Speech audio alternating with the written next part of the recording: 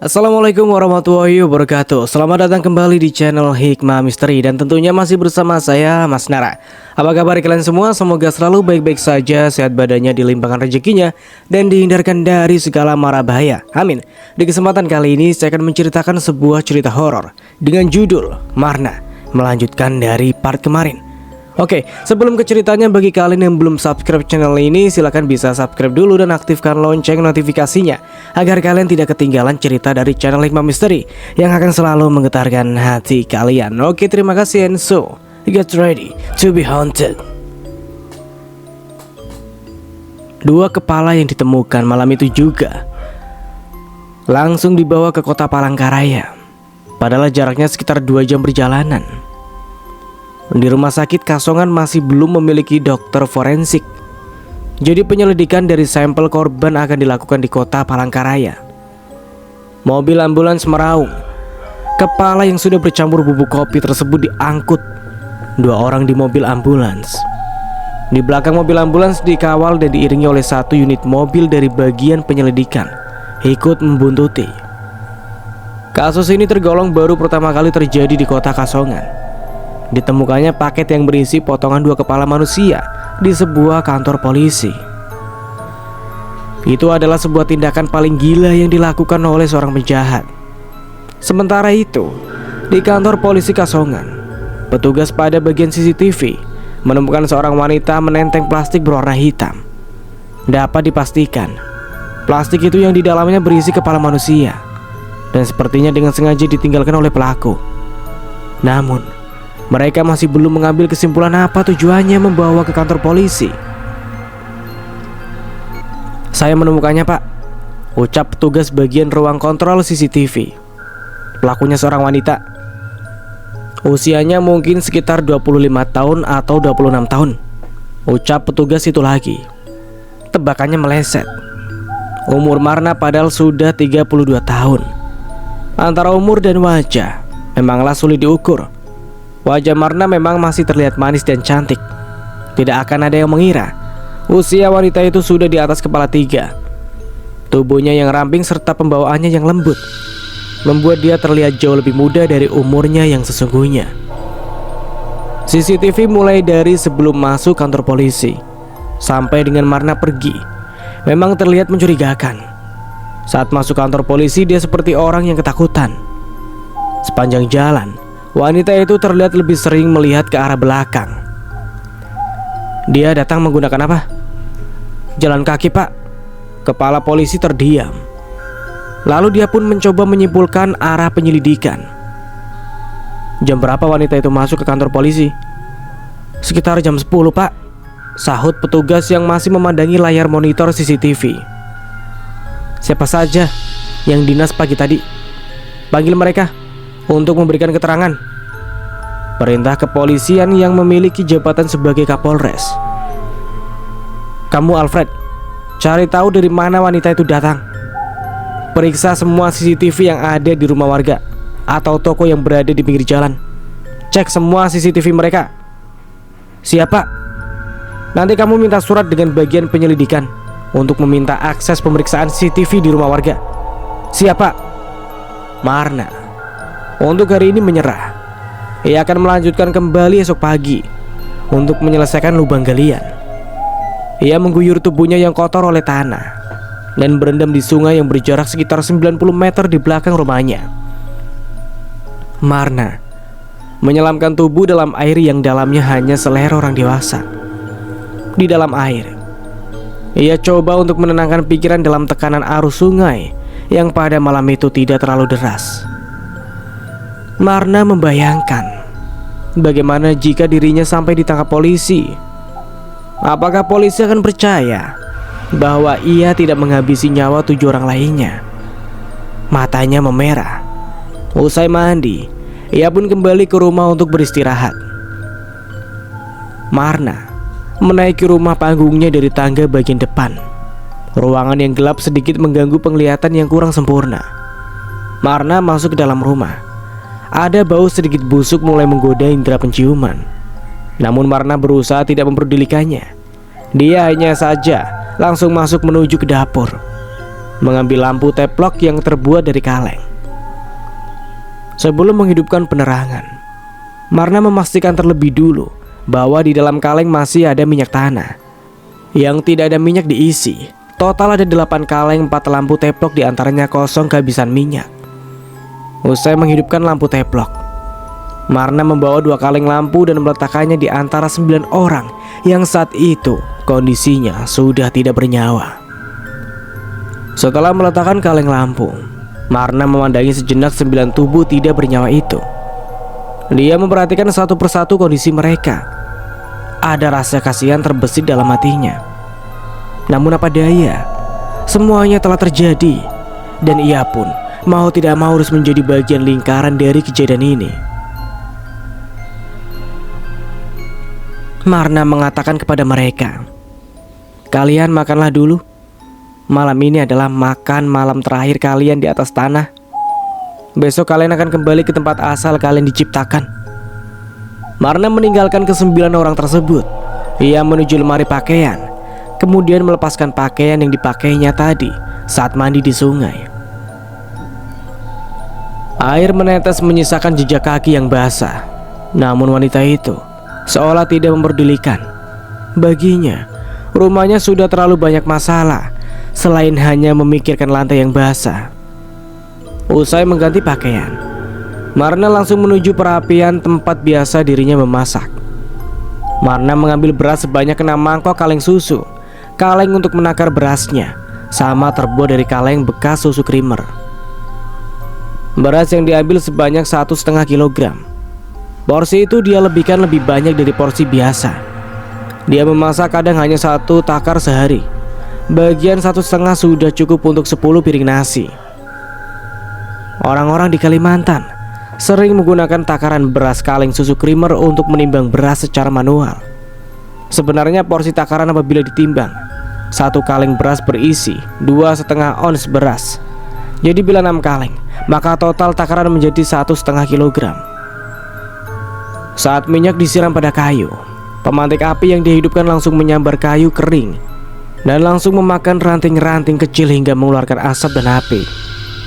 Api yang awalnya kecil secara perlahan melahap kayu-kayu sampai menjadi arang.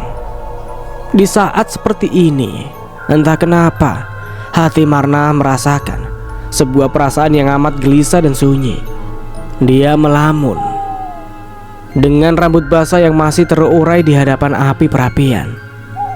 Malam itu, dia hampir dibuat menangis, bukan karena dirinya takut, melainkan hatinya memendam rasa rindu yang teramat dalam pada seluruh keluarganya.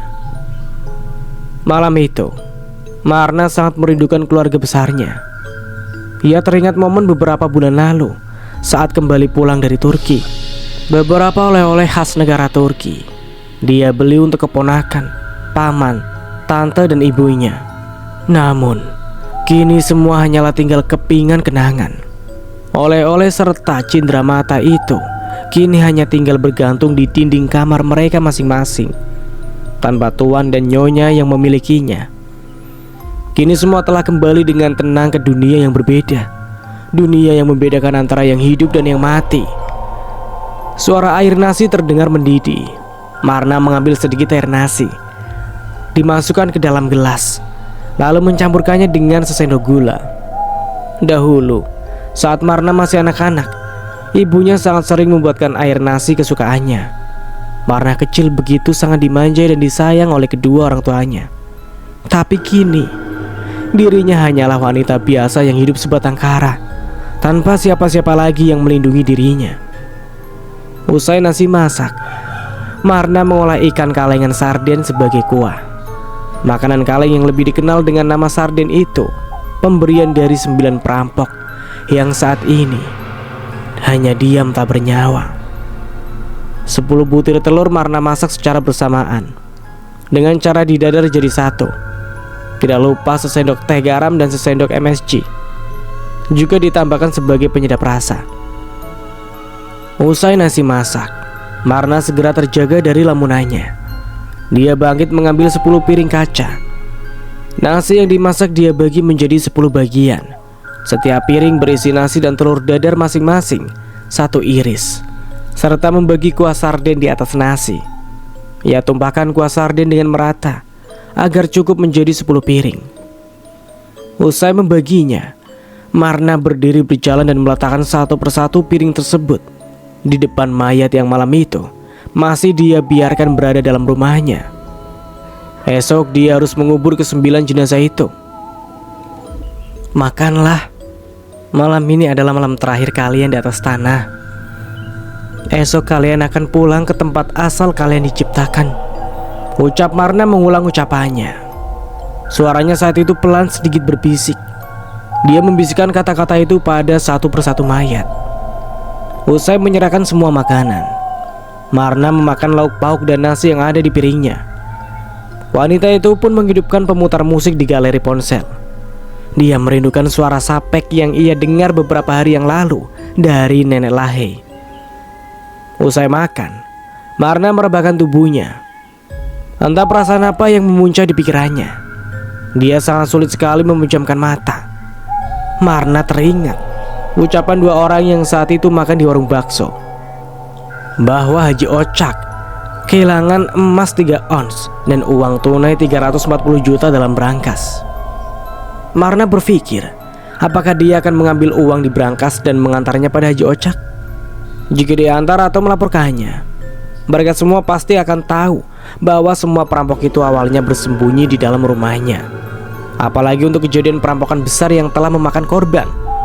Haji Ocak pasti sudah melapor kejadian perampokan kepada polisi. Jika melapor tentu akan sangat berbahaya baginya. Bisa jadi dia juga saat ini sedang dalam status incaran polisi dan terdaftar sebagai ODP. Marna mengenang semua masa kecilnya, kakak-kakaknya juga suaminya. Dia sama sekali tidak mengira bahwa dia akan menjadi orang terakhir dalam keluarga yang masih bertahan dalam jauhnya bahtera dunia. Karena tidak dapat tidur, Marna keluar dari kelambu. Dia membuka pintu depan dan coba memperhatikan alam sekitar yang malam itu tampak tenang. Dari tingginya pohon-pohon dalam hutan, Marna melihat sesuatu yang aneh dari balik pohon. Bentuknya mirip manusia, hanya saja memiliki lebar tubuh 2 kali lebih besar, serta wajah bulat lebar mirip seperti tameng.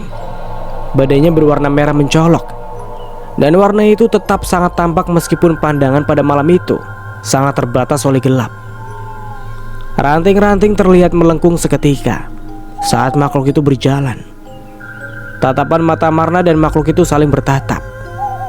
Marna yang masih diliputi penasaran. Teriak makhluk itu. Suaranya berat menggema. Marna meneguk liur. Dia yang masih diliputi rasa penasaran segera menaiki atap rumahnya untuk mencari tahu makhluk apa yang sebenarnya sedang mengintai rumahnya. Ranting tempatnya berdiri berguncang.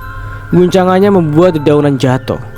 Marna saat itu terus memperhatikan makhluk itu sampai akhirnya ia menyadari bahwa makhluk itu ternyata adalah Kahiu, orangutan berbadan besar dengan pipi lebar dan berbadan tinggi seperti manusia. Binatang tersebut benar-benar besar. Kehadirannya sering membuat orang takut. Banyak orang yang percaya bahwa mereka adalah jelmaan arwah manusia yang bersemayam di tubuh orangutan. Marna yang yakin makhluk itu Kahiu segera menyoroti senternya ke arah binatang tersebut. Maka dengan seketika binatang itu pun bersembunyi dan mungkin sudah pergi meninggalkannya. Marna menarik nafas panjang. Rasa was-was dan gugupnya terbayar oleh jawaban yang dia lihat sendiri dengan mata dan kepalanya. Cukup lama Marna berdiam di atas atap. Sudah berjam-jam dia duduk seorang diri dan dia tidak tahu harus berbuat apa. Malam itu ia pun turun dari atap dan segera masuk ke dalam rumahnya melalui pintu depan. Saat masuk ke rumah, dia memandangi lagi 9 tubuh yang tidak bernyawa itu. Ada 1 tubuh di antara 9 tubuh lainnya. Tubuh itu adalah tubuh Andi, lelaki perampok yang berlaku paling sopan terhadapnya. Tubuh lelaki itu kondisinya duduk bersandar pada dinding dengan baju biru berlumuran darah. Celana levisnya berwarna biru tua. Di hadapannya ada sepiring nasi beserta lauk yang tadi ia bagikan satu persatu. Marna memandangi tubuh itu sejenak, lalu berlalu masuk menuju ke dalam kelambu untuk tidur. Besok pagi Marna harus kembali melanjutkan pekerjaannya untuk menggali lubang untuk mereka. Kokok ayam dalam kandang berbunyi riuh, memohon meminta untuk diberi makan. Ayam kampung peliharaan orang tua Marna dikurung dalam kandang besar. Ayam berjenis kampung jumlahnya 12 ekor. Selama 2 hari, ayam-ayam itu hampir tidak terurus. Marna pagi itu turun dari rumah. Ia memunguti nasi yang ia berikan pada orang mati tadi malam, lalu membuangnya ke dalam kandang ayam. Dalam kepercayaan sebagian orang dan beberapa agama, orang mati masih bisa menikmati makanan yang diberikan oleh orang yang masih hidup. Dengan cara mereka makan tidak sama dengan cara orang hidup. Mereka tidak menghabiskan makanan, akan tetapi arwah memakan dengan cara cukup menyentuh saja. Itulah mengapa makanan yang disiapkan Marna malam itu masih tetap utuh. Tetapi sejatinya mereka sudah memakannya semua. Makanan yang semalaman dia berikan pada 9 mayat, dia kumpulkan jadi satu. Ayam-ayamnya yang berada di luar kandang berebut nasi sebanyak 1,5 kilogram. Nasi-nasi tersebut dihambur begitu saja oleh Marna. Usai memberi makan ayam peliharaan, Marna mengambil sisa nasi yang ada di dalam panci, lalu memakannya. Pagi itu, Marna sarapan tanpa menggunakan lauk pauk apapun, kecuali hanya nasi yang disiram dengan air teh. Usai sarapan selesai, Marna kembali mengangkat cangkul dan peralatan untuk menggali tanah pagi itu. Marna kembali melanjutkan untuk menyelesaikan tugasnya, menguburkan 9 jenazah tanpa kepala ke dalam satu lubang yang sama. Hasil otopsi dari kota Palangkaraya telah menemukan hasil, yaitu adanya penemuan sidik jari pelaku yang diduga kuat adalah pembunuhnya. Begitu pula dengan video CCTV yang mendeteksi kemana saja Marna selama berada di kota Kasongan. Semua riwayat perjalanan Marna telah ditemukan, mulai dari Marna yang datang dengan berjalan kaki, sehingga sangat memudahkan polisi dalam melacak tiap jejaknya di hari itu. Semua video yang berhubungan dengan Marna diurut satu persatu. Polisi mendapatkan jawaban dan menyimpulkan ke dalam satu kesimpulan, bahwa Marna didapati menginap di sebuah kolosmen yang letaknya berada tidak jauh dari kantor polisi. Polisi dan penyelidik langsung bergerak cepat menuju ke losmen. Mereka mencari petunjuk baru. Siapa dan apa motif wanita tersebut hingga berani menyimpan 2 potongan kepala dalam karung berbungkusan plastik hitam, serta dengan berani mengantarkannya ke kantor polisi. Pemilik losmen yang kala itu sedang kedatangan tamu. Sangat terkejut kedatangan 2 unit mobil polisi beserta dengan atribut lengkap. Ada apa ini? Seorang wanita berumur 52 tahun terkejut saat mendapati banyak polisi datang ke losmen miliknya. Bukan hanya polisi, saat itu juga ada 6 orang wartawan yang ikut meliput proses penyelidikan. Ibu, semalam adakah seorang wanita yang menginap di sini? Wanita tua itu menggeleng, sebab yang menerima tamu kemarin malam bukan dirinya.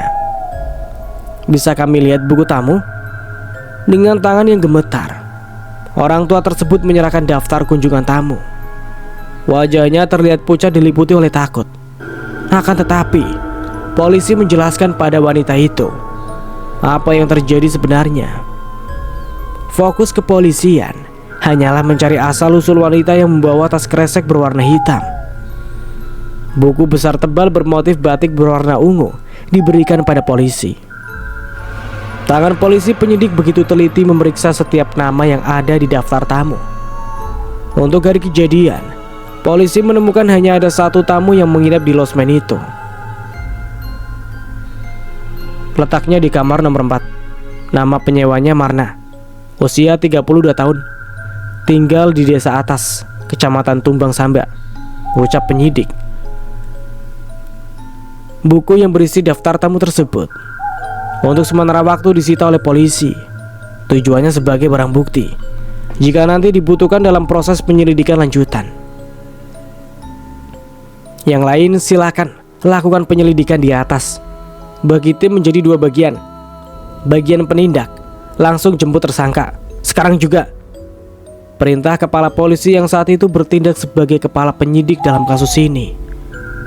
Beberapa orang penyelidik polisi naik ke lantai 2 untuk menyelidiki kamar di mana Marna menginap, serta kegiatan apa saja yang dilakukan oleh wanita tersebut selama berada di losmen itu.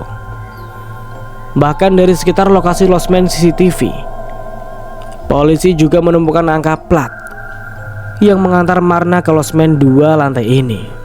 Dan kini polisi juga sudah mengantongi banyak informasi bahwa wanita pembawa kepala tersebut ke kota hanya untuk membawa plastik hitam berisikan 2 kepala manusia. Setelah meninggalkan kantong kresek, wanita tersebut tidak ada kegiatan lainnya selain langsung kembali pulang ke desanya lagi. Perjalanan panjang polisi dalam mencari target penangkapan sedikit demi sedikit mencapai pada titik temu. Perjalanan mereka yang panjang akhirnya sampai di Kecamatan Tumbang Samba. Artinya, perjalanan mereka sebentar lagi akan mencapai titik tangkap, di mana perkiraan tempat pelaku berada. Marna yang saat itu baru saja selesai menggali tanah kuburan, merebahkan tubuhnya di atas tanah. Rasa sakit pada pinggang terasa sangat ngilu. Di sekujur tubuhnya terasa peluh basah mengucur deras melalui lubang pori-pori kulit. Sebagai wanita, rasanya tidak masuk akal melakukan hal itu hanya seorang diri. Namun ia tetap harus melakukannya. Tidak mungkin dia membiarkan mayat-mayat itu membusuk begitu saja di dalam rumah. Merasa lelahnya cukup, Marna mengambil tali rafia.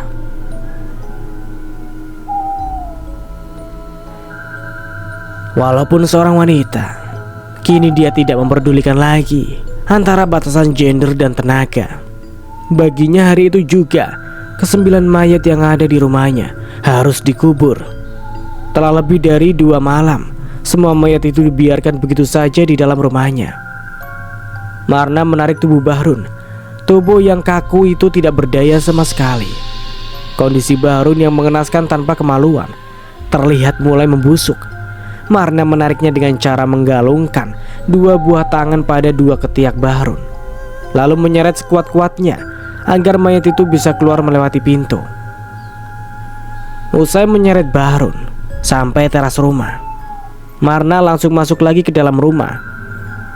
Kali ini ia menarik tubuh Dadau, lelaki yang turut coba memperkosanya di malam itu. Juga memiliki luka yang sama seperti Bahrun. Marna mengetahui semua orang itu berasal dari kota Kasongan, terutama Bahrun. Ia tahu identitasnya saat melihat foto lelaki itu dipajang bersama keluarga besarnya dalam satu frame di dinding dekat meja resepsionis losmen. Fotonya Bahrun sempat Marna lihat dalam bingkai foto keluarga pemilik losmen. Satu persatu mayat sudah berhasil Marna keluarkan dari rumahnya. Namun tugasnya masih belum selesai. Sekarang dia coba memikirkan bagaimana caranya menurunkan ke-9 mayat itu. Satu persatu melewati anak tangga yang setinggi 1,5 meter. Selain sulit untuk membawanya, juga terlalu berat untuk tenaganya sebagai seorang wanita. Marna terduduk lemas. Dia memandangi ke-9 tubuh tersebut. Keringat masih mengucur deras antara dahi dan leher. Wanita itu meneguk air minum dalam kemasan botol 1 liter. Cara paling ekstrim yang akan dia lakukan adalah menjatuhkan mayat-mayat itu ke bawah. Ia pikir hanya dengan cara itulah yang paling mudah. Namun resiko yang dia terima akan jadi lebih besar. Mayat-mayat itu sedang dalam proses pembusukan. Tentu daging-dagingnya akan mudah pecah, dan pasti kondisi mereka tidak akan menjadi utuh. Tapi hanya cara itulah yang bisa Marna lakukan. Dimulai dari tubuh Rawen. Marna mendorong lelaki itu menggunakan kakinya. Tubuh besar itu berguling lalu jatuh ke tanah. Dan bruk, suara itu terdengar menghantam tanah. Marna memejamkan mata sebab tangan dan kaki Bahrun terlihat jelas terpisah dengan tubuh. Dengan perasaan penuh rasa ngeri, Marna kembali mendorong Dadau. Hal serupa juga dia lakukan pada jenazah Dadau. Marna lalu berlanjut pada jenazah yang lainnya, dan akhirnya ke-9 mayat itu satu persatu sudah berada di bawah semua. Tubuh-tubuh tak bernyawa itu dia tarik menuju lubang galian. Meskipun tergopoh-gopoh karena kelelahan, Marna tetap tidak berpikir untuk berhenti, walaupun hanya sejenak. Pekat sinar matahari di siang hari itu tidak mampu menebus rimbunnya pepohonan di bawah hutan tropis, sehingga kulit putih Marna sama sekali tidak sampai terbakar oleh panasnya sinar matahari. Ke-9 mayat sebagian sudah hancur menjadi beberapa bagian. Kini sudah berada dalam satu lubang makam yang sama. Marna melanjutkan kegiatan berikutnya. Dia menimbun kembali tanah ke dalam lubang. Hujan deras disertai petir. Satu unit mobil polisi mendapat misi untuk menangkap seorang wanita yang diduga sebagai pelaku pembawa 2 kepala manusia ke kantor polisi. Jalanan berkontur tanah merah dengan seketika menjadi kolam lumpur, becek, basah dan licin, dengan ke dalam lumpur yang lumayan menyulitkan roda mobil untuk bergerak. Mobil SUV dengan roda double gardan mesinnya meraung. Roda-roda menggila memaksa merengsek berenang di antara lumpur tebal di sepanjang jalan. Sesekali kadang mobil berdenyit akibat roda yang terus dipaksa berputar memanjat jalan. 6 orang anggota kepolisian yang semua dibekali senjata api mau tak mau harus turun dari mobil. Mereka bersatu padu mengeluarkan mobil dari jebakan lumpur. Seorang anggota tetap berada di posisi kemudi. Kelima lainnya berada di luar mobil mereka dan mencoba mengendalikan roda ban yang terus berdenyit. Jalanan yang saat itu sunyi tiba-tiba saja bergemuruh. 2 unit truk logging yang panjangnya lebih dari 12 meter dengan kecepatan di atas 90 km turun dari jalanan berbukit. Sopir di dalam yang mengemudikan truk logging dibuat panas dingin, sebab muatan kayu log yang panjangnya melebihi panjang truk logging begitu sangat sulit dikendalikan. Truk raksasa beroda 14 dengan tinggi lebih dari 2,5 meter tersebut berjalan sangat kencang saat menuruni bukit. Bahkan double rem yang digunakan tak mampu menghentikan ban yang terus berputar akibat beban muatan yang sangat luar biasa berat. Ditambah jalanan yang super licin akibat dihantam oleh derasnya hujan. Biasanya aktivitas logging di saat musim hujan bisa turun sampai 90 bahkan 100% karena jalan trans logging yang membelah hutan Kalimantan berada di atas tanah merah. Apabila di musim hujan, jalanan itu sangat sulit dilalui. Aktivitas logging perusahaan biasanya hanya bergerak di saat musim panas. Itulah mengapa di saat musim panas, lalu lintas trans logging begitu padat oleh kendaraan raksasa ini. Suara truk semakin lama semakin mendekat. Para polisi yang saat itu sedang bertugas dibuat ragu. Apakah membiarkan mobil mereka di jalan dan tertabrak, atau berusaha semaksimal mungkin mengupayakan mobil mereka selamat. Tut! Suara truk nyaring panjang dan melengking. Mobil SUV berwarna hitam yang berada di tengah jalan tak dapat bergerak. 6 orang polisi yang saat itu mengupayakan mobil mereka keluar dari perangkap lumpur akhirnya memilih menjauh. Truk logging dengan muatan super besar itu sudah terlihat di depan mata. Ke-6 orang polisi berlarian ke pinggir jalan. Bahkan ada 1 orang terpleset, terjatuh oleh licinnya tanah. Beruntung salah seorang anggota polisi lainnya sempat menarik lengannya kawannya. Brak! Seketika truk berbodi raksasa tersebut menghantam mobil SUV hingga terpental puluhan meter. Ke-6 polisi yang saat itu berada di dekat mobil tidak mampu menghindar, sehingga mobil menghantam mereka berenam secara bersamaan. Sopir truk logging yang menyadari armadanya sudah memakan korban tidak bisa berbuat banyak. Ia hanya bisa terus melanjutkan perjalanan sampai ke basis tempat penumpukan kayu. Armada 006, panggil sopir logging. Suaranya berat hampir menangis. Masuk. balas sopir 006. Jarak keduanya sekitar 3 km. Di hadapan ada mobil SUV berwarna hitam dengan 6 atau 5 orang penumpang. Tolong lihat kondisi mereka apabila nanti melintas. Pinta sopir logging itu. Truknya tidak dapat berhenti. Jika dipaksakan berhenti, maka akan membahayakan truk lain dan dirinya sendiri serta kawan-kawan di belakangnya. Selain mengacukan waktu perhitungan perjalanan, berhenti di tempat dengan kondisi tanah yang tidak padat dapat membuat truk amblas, berbalik atau menghancurkan ban. Jika sampai 2 hal itu terjadi, maka dia bisa mendapat teguran keras dari perusahaan tempatnya bekerja, atau bahkan diberhentikan karena sudah melanggar aturan standar perjalanan. Sekali melakukan perjalanan, misi mereka hanya hidup dan mati. Itulah mengapa gaji seorang sopir truk logging bisa menyaingi gaji seorang pilot, karena resiko yang dihadapi adalah nyawa. Siap mas bro, di lokasi mana? Saut sopir logging dengan nomor Armada 006. Bukit Hantu tikungan 12, kilometer 62 itu lagi kah? Iya bro. Wah, bukit itu lagi-lagi meminta tumbal. Berapa kilo lagi kamu sampai ke Bukit Hantu? Mungkin 1 kilometer lagi mas, saut Armada 006. Kenapa diberi nama Bukit Hantu? Dahulunya saat pembukaan jalan Translogging, daerah ini pernah dikejutkan oleh penemuan petugas, para pekerja alat berat yang datang dari Pulau Jawa. Mereka semua ditemukan meninggal dunia tanpa kepala. Menurut cerita masyarakat, para pekerja itu meninggal diburu oleh ngayau. Ngayau adalah pemburu kepala. Mereka manusia biasa, hanya saja memiliki profesi sebagai pemburu kepala. Nantinya, kepala-kepala yang mereka buru dijual kepada orang yang membutuhkan. Menurut sebagian kepercayaan masyarakat dahulu, kepala-kepala itu dipakai untuk tumbal pembangunan jembatan. Namun cerita ini masih belum diketahui kebenarannya.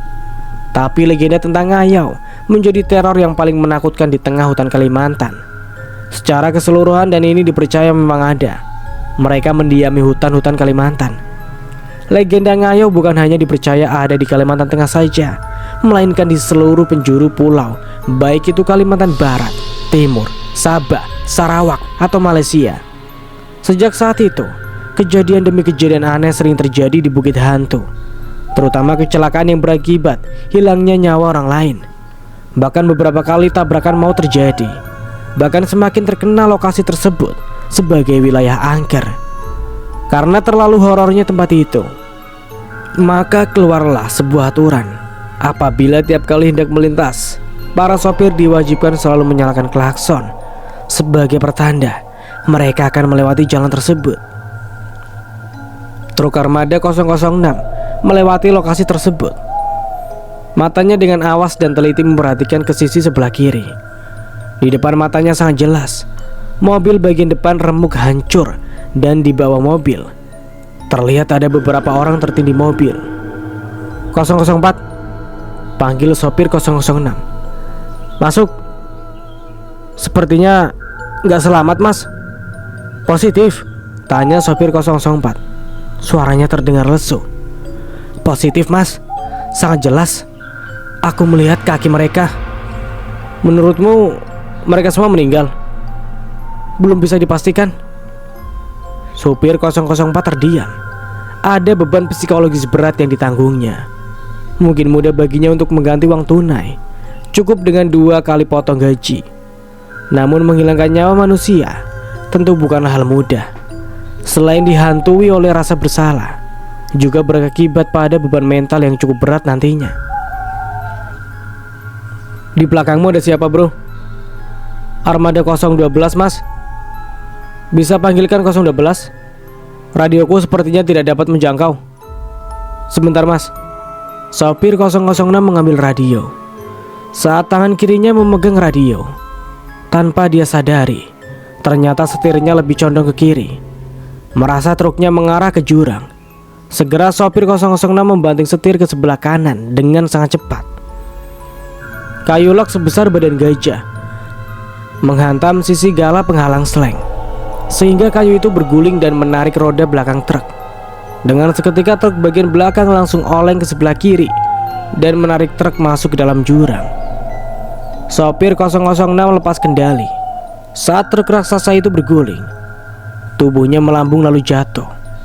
Dadanya menghantam setir. Tangan kirinya terjepit oleh bodi truk. Lebih dari 14 kali truk terguling. Sopir 006 merasakan luka demi luka akibat hantaman dan benturan. Tubuhnya tidak berdaya, antara mata dan hidung robek. Belum lagi ditambah pecahan kaca masuk ke dalam kornea mata, sehingga pandangan matanya menjadi gelap. Lelaki yang berumur 40 tahun itu merasakan rusuknya kirinya remuk, lengan dan kakinya patah, dadanya menjadi sesak. Detak jantungnya terasa makin mengecil saat leher kirinya tertusuk besi sebesar telunjuk kaki. 06, 06. Panggilan radio dari sopir 004 berulang-ulang. Mendengar rekannya memanggil 006, sopir lainnya coba merespon. Armada 04, posisi 04, posisi kilometer 70. Harusnya di belakangmu ada 06 kan? Panggilanku belum direspon. Bisa bantu panggilan posisi 06? Kami sudah memanggil, tapi belum ada respon juga. Sopir 04 semakin panik. Apa sebenarnya yang terjadi dengan kawannya di belakang? Sedangkan ia tidak bisa menghentikan truknya dengan sesuka hati, kecuali terus melaju sampai ke posisi tujuan. Armada logging jalur Bukit Hantu. Harap berhati-hati. Jangan ambil jalur terlalu ke sebelah kiri. Ada mobil SUV terbalik. Suara dari Armada 012 masuk ke seluruh radio sopir logging yang saat itu berjalan beriringan per 3 km. 004 yang mendengar info tersebut langsung merespon. Kamu bisa pastikan kondisinya? 012? Iya, masuk. Kamu bisa pastikan kondisinya orang-orangnya? Sulit. Yang pasti mobilnya remuk dan tidak ada tanda-tanda kehidupan. Negatif. Iya, negatif. Sopir Armada 004 meneguk air liur. Info diterima. Ganti. Armada paling depan. Tolong informasikan pada tim medis untuk evakuasi korban kecelakaan bersama mobil derek dan menarik mobil SUV beserta ambulans. Pintanya. Semua orang-orang yang mendengar permintaan Armada 004 hanya terdiam. Mereka tahu mobil SUV tersebut remuk diakibatkan oleh hantaman dari Armada 004. Saat Armada 012 berjalan kurang lebih 500 meter, berikutnya matanya dibuat terbelalak. Gelondongan kayu sebesar gajah terlihat di pinggir jalan. Ada musibah. Suaranya pelan. Jalanan becek yang dilalui terlihat amburadul bekas roda besar. Sopir Armada 012 melihat ke kanan dan ke kiri. Betapa terkejutnya ia saat melihat di jurang sebelah kiri ada satu unit mobil logging terbalik. Merasa tidak yakin dengan apa yang dilihat, matanya coba mencuri-curi pandang lagi. 006, 006. Panggilan jantungnya berdebar-debar dengan sangat jelas. Dia melihat truk logging di bawah jurang dalam kondisi ringsek. 004 masuk. Bang, di belakangmu ada siapa? Sopir 012 coba memastikan truk siapa yang jatuh. Armada 006. Di hadapanmu? Armada 081. Bisa panggilkan Armada 081. Tunggu sebentar. Suara radio berbisik. Panggilan dari Armada 004 direspon dengan cepat. Bisa bantu panggilkan 006 lagi, Bang? Sudah aku panggil sejak tadi, tapi tidak ada respon sama sekali. Makin gugup sopir Armada 012. Di kilometer antara 62 dan 63, aku melihat ada armada jatuh ke jurang, Bang. Tapi tolong, Bang, itu belum bisa dipastikan. Apa itu benar armada atau mataku saja yang salah lihat? Balas 012. Suaranya serak hendak menangis. Beberapa sopir logging yang saat itu dalam satu frekuensi radio mendengarkan dialog kedua orang tersebut. Semuanya menjadi ikut was-was. Coba panggil armada di belakangmu. Bila melewati kilometer antara 62 atau 63, pastikan memeriksa jurang sebelah kiri. Aku melihat ada armada masuk jurang. Gas truk diinjak. tetap pada kecepatan yang masih ditentukan dalam aturan perjalanan. Beberapa orang mulai menebak-nebak truk siapakah yang telah jatuh ke jurang. Tapi kuat dugaan, truk itu milik Armada 006. Sebab sopirnya sejak tadi sama sekali tidak merespon radio. Prihatin kawan seperjuangan telah mengalami musibah. Mereka yang kebetulan satu perjalanan konvoi berharap tidak terjadi apa-apa dengan Armada 006. Bisa saja mungkin radio sedang mengalami kerusakan. 06 06. Meski sudah dipanggil berulang-ulang, akan tetapi sama sekali tidak ada respon kecuali hanya suara bergeresek. Ada yang mendengar? Tanya 012 menyeru pada kawan-kawannya yang saat itu dalam perjalanan konvoi. Negatif, sahut sopir armada lainnya. Di sekitar 62 yang mendekat Bukit Hantu, ada yang bisa melihat tikungan pertama, jurang sebelah kiri. Jika bisa melihat, tolong pastikan apa benar di jurang ada armada logging terbalik. Armada logging berikutnya menyusul ke area Bukit Hantu. Muatannya yang berat hingga sangat pelan berjalan saat menaiki tanjakan yang tinggi. Ketika turun dari tanjakan bukit, di tikungan pertama dia coba menyelidik mobil SUV yang memang kondisinya benar-benar ringsek. Lalu truk melaju ke kilometer antara 62 dan 63. Dia coba lagi memperhatikan jurang sebelah kiri seperti arahan Armada 012. Kawan-kawan, sepertinya positif. Di jurang sebelah kiri kawan kita selamat jatuh. Mendengar berita tersebut, semua sopir mulai cemas. Mereka pasrah akan musibah yang telah menimpa sahabat seperjuangan. Sopir Armada 006 dipastikan telah mengalami kecelakaan. Ada yang bisa bantu panggilkan tim sekarang? Mungkin sopir Armada 006 memerlukan bantuan darurat. Hujan masih tidak henti-henti turun. Berita jatuhnya Armada 006 terdengar hingga base camp pusat penumbukan kayu. Tidak banyak tindakan yang bisa diambil selain menunggu hujan reda. Dengan kondisi lalu lintas logging yang tinggi saat ini, sangat tidak memungkinkan untuk melakukan evakuasi pada sopir armada dan 6 orang polisi yang dipastikan juga ikut meninggal dunia. Ke-6 orang polisi sedang berjuang sekuat tenaga agar bisa keluar dari tindihan mobil. Seluruh badan mereka terasa remuk, tulang belulang sakit seperti patah. Mobil yang mereka tumpangi benar-benar remuk dan tidak dapat digunakan lagi. Tidak ada pilihan lain lagi bagi mereka selain meninggalkan mobil tersebut. Salah seorang dari mereka coba menghubungi nomor kantor, namun terbatasnya sinyal. Pesan yang dikirim tak pernah sampai. Kemana kita bang? Tanya salah seorang dari mereka. Wajahnya terlihat merintih menahan perih. Pulang. Saat diberi perintah pulang, 5 orang lainnya mengangguk setuju, sebab tidak mungkin melanjutkan tugas tanpa armada, apalagi dengan situasi kacau balau seperti itu. Ke-6 polisi berjalan beriringan. Di belakang mereka ada puluhan logging dan beberapa mobil masyarakat yang lalu lalang. Akan tetapi tidak ada satupun dari mobil-mobil tersebut yang mau singgah memberikan tumpangan pada mereka. Bahkan saat salah satu di antara mereka coba mencegat mobil, para sopir itu seolah-olah sengaja mengabaikan. Mereka pikir mungkin kita perampok. Komandan tugas menggerutu. Karena polisi itu terus berjalan kaki. Jarak yang mereka tempuh kurang lebih jauh 17 km, memakan waktu berjam-jam lamanya. Perjalanan jauh dan panjang itu akhirnya membawa mereka sampai di sebuah kampung, tempat perlintasan awal mereka masuk ke Translogging. Senja sudah di ufuk barat, namun hujan yang masih deras saat itu tak jua kunjung reda. Ke-6 polisi menuju ke sebuah warung makan. Tidak jauh sebelum mereka sampai di warung, mobil derek bersama ambulans meraung nyaring.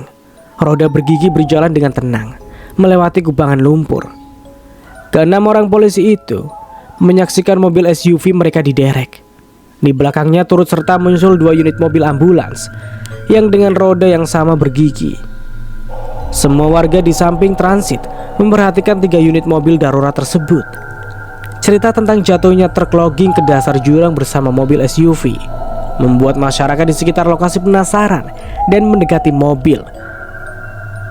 Pemilik warung makan segera keluar melihat ketiga mobil yang baru saja datang. Mobil derek yang membawa mobil SUV singgah di warung. Salah seorang kernetnya berhenti untuk membeli air minum botol kemasan. "Coba, kamu tanyakan pada mereka, bisakah kita menumpang ikut sampai jalan aspal?" perintah komandan. Mobil SUV hitam itu kehilangan sekitar 45% komponen utamanya. Bekas darah di sisi kiri mobil terlihat memudar tersiram oleh air hujan. "Bang, ini mobil kami," salah seorang anggota polisi yang disuruh komandannya bertanya. Perihal tumpangan coba menegur kernet mobil derek. "Beli 2 botol bang," ucap sopir kernet pada pemilik warung. Uang 20.000 diberikan pada pemilik warung. Kernet yang ditanya oleh anggota polisi sama sekali tak merespon. "Bang, kami mau menumpang." Polisi itu menegaskan kembali. "Kecelakaan di mana bang?" "Di Bukit Hantu lagi bang," saut kernet. "Ada korban lagi?" Wajah pemilik warung terkejut. "Iya bang." "Berapa orang?" 6 orang bang, kayaknya mereka polisi semua." "Gila. Wah, bagaimana itu nanti?" "Entahlah bang, namanya juga takdir. Kita tidak bisa memilih kapan harus hidup dan kapan harus mati." Polisi yang mendengarkan percakapan orang tersebut mulai sadar, meski awalnya sempat terkejut saat mendengar korbannya adalah polisi dan semuanya mati. Kini akhirnya ia sadar, ke-6 polisi yang dimaksud adalah mereka berenam. "Dari mana bang tahu mereka polisi?" "Ada kartu anggotanya bang, ponsel, atribut. Kemungkinan 90% mereka memang anggota." Polisi yang menyadari ucapan kernet itu coba mengingat momen setelah berhasil keluar dari jepitan mobil SUV yang sempat menghantam mereka berenam. Dia yang sadar mendatangi ke-6 kawannya. "Bang, kita sudah tidak ada." Maksudmu?" tanya komandannya. "Ambulans yang tadi lewat ternyata membawa jenazah kita." Ke-6 orang itu saling berpandangan, hampir tidak percaya. "Enggak, aku tidak mungkin mati. Aku punya anak, aku punya istri yang lagi hamil." Ia juga menyadari sepanjang perjalanan saat ia dan kawan-kawan coba mencegat mobil untuk meminta tumpangan, tidak ada satupun sopir yang mau berhenti menolong mereka. Pantas saja mereka semua seolah-olah tidak melihat keberadaan mereka. Mereka duduk lemas, semua menyadari ternyata mereka berenam telah mati. Langit masih terus mengumpulkan riak-riak awan di atas langit rimba Kalimantan. Curah hujan yang tinggi membuat semua hewan, baik yang berkaki maupun tidak berkaki, merasakan bagaimana limpahan keberkahan turun bersama langit. Ikan-ikan di sungai bisa kembali bertelur dan beranak pinak tanpa takut anak dan telur-telur mereka hilang menjadi santapan predator air lainnya. Saat itu, di sebuah desa sedang akan merayakan sebuah ritual akhir pemakaman untuk orang meninggal. Ritual tersebut menjadi puncak dari kepercayaan masyarakat desa setempat sebagai proses pengantaran anggota keluarga mereka yang telah meninggal untuk diantar pulang ke jalan langit, di mana roh mereka akan bersemayam bersama dengan Sang Pencipta. Saat itu, sekitar 80 laki-laki bertopeng keluar dari sebuah rumah besar. Iringan musik gong dan sapek mengiringi langkah ke-80 orang itu. Suara gamelan menyambut kehadiran mereka. 80 orang bertepuk tangan. Mereka semua menari mengikuti kemana arah alunan gong dan gamelan. Kaki mereka menghentak-hentakan ke tanah. Gemerincing gelang ikut jua menciptakan bunyi. Beberapa orang laki-laki dan perempuan berjalan sambil melenggang-melenggongkan badannya. Bau dupa tercium mengiringi tiap gerakan tarian mereka. Beberapa orang anak balita malam itu disembunyikan oleh orang tuanya agar tidak ikut menyaksikan prosesi acara yang disebut dengan nama bukung tersebut. Sebuah acara tarian sebelum acara tiwa, karena khawatir anak-anak dapat merasakan kehadiran berbagai arwah keluarga yang berkumpul. Pinggang indah dengan tubuh yang proporsional, berkulit putih bersih bagai susu, berjalan tanpa alas kaki. Beberapa tertua adat berbisik saat melihat Marna. Ya, Marna, Malam itu menjadi pusat perhatian bukan karena jilbab yang dikenakannya, tetapi melainkan mandau yang menggalungi pinggangnya. Mandau tersebut cukup dikenal oleh tetua adat sebagai mandau pusaka yang sangat dijaga oleh desa itu. Seorang wanita mencolek lengan Marna. "Dari mana?" "Desa atas," sahut Marna. "Naik apa ke sini?" "Jalan kaki," balas Marna lagi. "Siapa namamu, Ken?" "Marna." "Tambi mengundangmu makan di rumah. Maukah kamu datang?" ucap wanita tersebut sambil memperhatikan mandau di pinggang Marna. Mandau cantik itu cukup menarik perhatian. Marna mengangguk. Ia mengiyakan permintaan wanita yang baru dikenalnya. Marna saat itu berjalan mengikuti kemana wanita itu berjalan. Di belakang Marna, para tetua adat yang mengirim wanita ke Marna ikut menyusul. Mereka diam-diam membuntuti Marna dari belakang. "Ayo, silakan masuk." Wanita itu mempersilahkan Marna masuk ke dalam rumah kayunya. Marna masuk. Di dalam rumah kayu itu tidak ada siapa-siapa, kecuali hanya 2 ekor anak anjing yang tertidur pulas di atas kasur tempat tidur pemilik rumah. "Kamu orang Islam ya?" "Iya," sahut Marna. "Kebetulan kami ada memotong ayam. Ya, untuk jaga-jaga saja. Siapa tahu keluarga kami ada yang beragama Islam yang akan datang esok di acara tiwah." Wanita itu menjamu Marna. Ia mengeluarkan makanan dalam tudung saji, nasi yang masih hangat, serta beberapa sayur kelakai yang dimasak menjadi sayur bening. Oke, tak terasa 50 menit Mas Nara menemani kalian. Dan sampai di sini dulu ceritanya. Nantikan kelanjutan ceritanya di part berikutnya. Dari saya mohon maaf bila ada salah kata atau dalam penyampaian cerita. Akhir kata, wassalamualaikum warahmatullahi wabarakatuh. Sampai jumpa di video berikutnya.